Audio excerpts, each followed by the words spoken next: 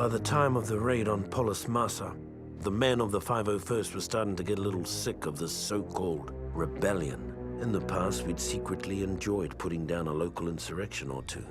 They kept the troops sharp and the Empire feared. But these rebels were different. They were organized, they were growing, and they were everywhere. The raid on Polis Massa was a perfect example of how things were starting to fall apart. We were supposed to go in, wipe out a small band of rebels, and recover some stolen Imperial plans on an encrypted holodisk. Before we knew it, we were nearly overrun by rebel forces, with the holodisk nowhere to be found. What's up, guys? Welcome back to more Star Wars Battlefront 2. So this level, this is Polis Massa, which is a asteroid medical facility that I guess is a central focus of the rebellion right now. And we're here to infiltrate and quell the threat and attempt to retrieve our Death Star plans that have been stolen. And this level actually, or this location is seen in Revenge of the Sith for a very brief amount of time, and I was actually quite surprised they tried to use it in the game, and maybe they were running out of locations for maps. I'm like, more Episode 3 levels, more Episode 3 levels! The more Episode 3 levels, the better, because it's relevant. It came out the same year. So, but they actually managed to implement this in a really creative way in the campaign, and I really like it. As far as the map itself goes, it's actually pretty well designed, but unfortunately it's another one of those asymmetrical maps that in instant action, there is an inherent advantage given to the faction that spawns on a certain side of the map. If you're playing as the Rebellion or even if you're not playing as either faction, the Rebellion and the CIS have inherent advantages on this map, just like they did in the Death Star. Seems like that's a trend with a lot of these maps. But most of the Clone Wars maps didn't have that issue. Like, Utapau didn't have that, Kashyyyk didn't have that. But for some reason, these two and Jabba's Palace also have, like, very unbalanced problems here. So I chose the engineer for the first part because I want that close-range scatter blaster, and I can lob some det packs around corners and that kind of thing, and I really want to be able to keep myself alive, so my health and ammo drops are important too. But a lot of close quarters in this map. This is a pretty decent size map.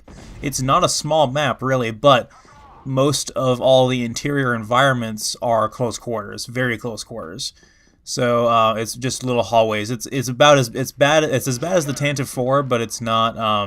Well, we can do that map later on, but it's not. It's a bigger map overall. So right now I'm trying to avoid as many guys as I can to get up here and grab the actual Death Star plans.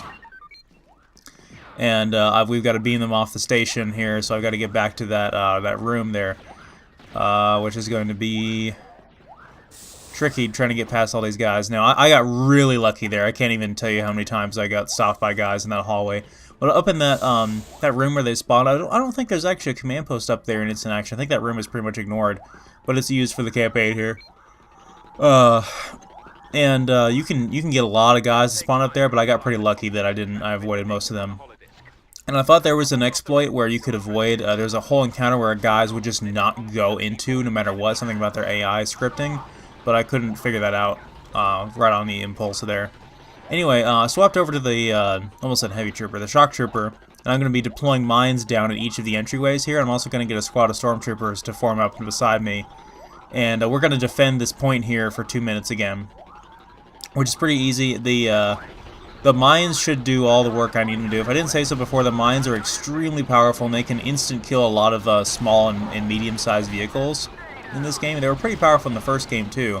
But even if you disabled friendly fire in the first game and tried to use them, your guy would still take splash damage and be physicsed all over the place. So that is a negative aspect of trying to use them in the first game. Now, you don't get any kind of physics damage like that from your own splash damage weapons when you have friendly fire off in this game. So you can shoot a rocket at point blank range and your guy will not move. This also means there's no, like, I mean, you couldn't even exploit that really in the first game. There was no rocket jumping or anything. It really just couldn't make good use of it. But yeah, with these guys by my side and with my my rockets and my mines protecting the doorways, we are invincible in here. They're not getting through.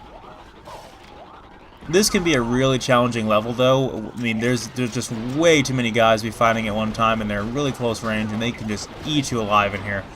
But this level is pretty generous about the amount of reinforcements that it gives you. But if you look at your map while this mission is going on, you'll see that there are rebels all over this map, and they will quickly overrun you in areas that you had previously captured.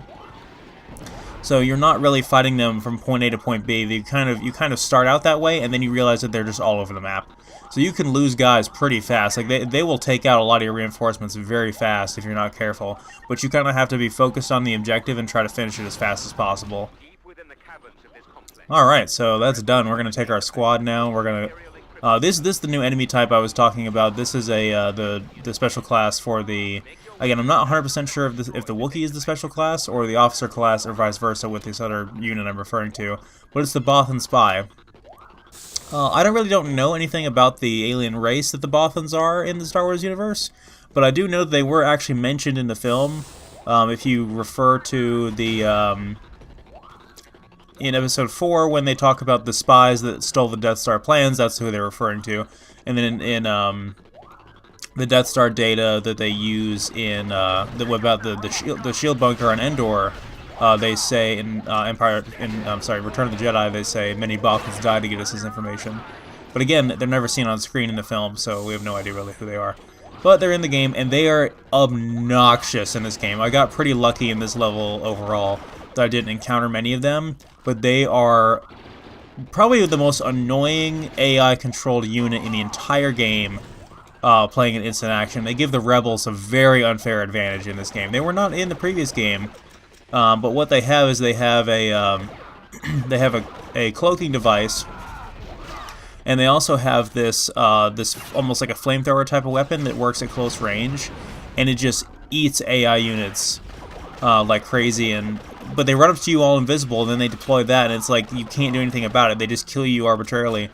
But that being said, they really don't have a whole lot of other devastating effects to them. It's just the fact you can be on a nice streak, and these guys will run up to you and just annihilate you, and there's nothing you can do about it. Other than that, they're more of a nuisance than an unbalancing thing, because they're very weak, they're easy to kill. If you can see them before they see you, you can kill them. And they don't have anything that can damage vehicles at all. They're completely useless against vehicles. I got incredibly lucky here that I dodged all those guys, and I've actually been killing so many guys between the mines and the pistols and everything. I'm almost out of ammo for most of my secondary stuff, but I just got the award pistol again, so I should be able to mow down some guys with that, making sure I'm getting enough health and ammo pickups here.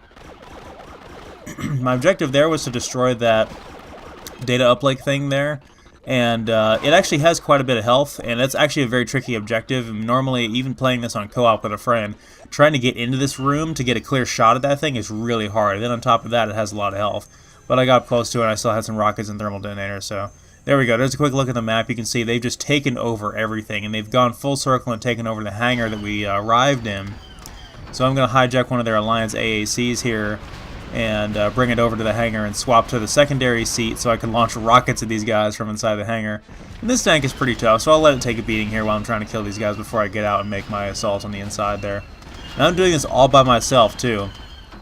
Ideally you would like to have other guys with you to help with this, but I'm not so lucky. And my guys will try to funnel in there eventually, but they're scattered all over the map, and they're just not going to make for an effective assault. If I could have, you know, a player teammate that had a squad of guys formed up on him, it might be a little bit easier, but I'm going to try to do it all by myself.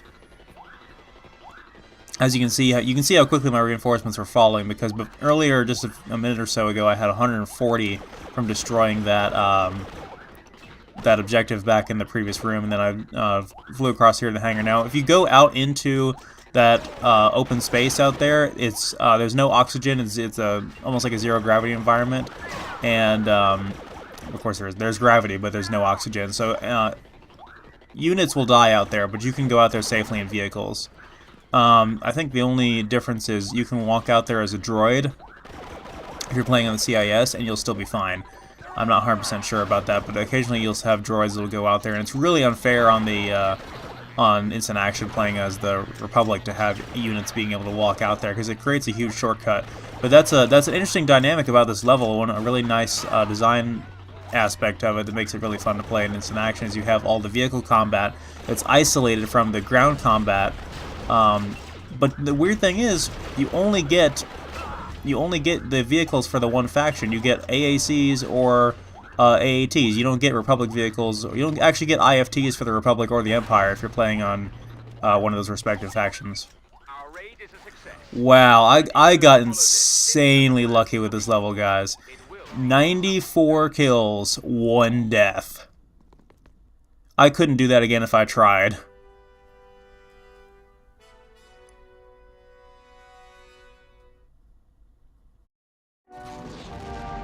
Even though the Polis Massa raid was only a partial success, we finally had a lead on the whereabouts of the Death Star plans, which suited the 501st just fine.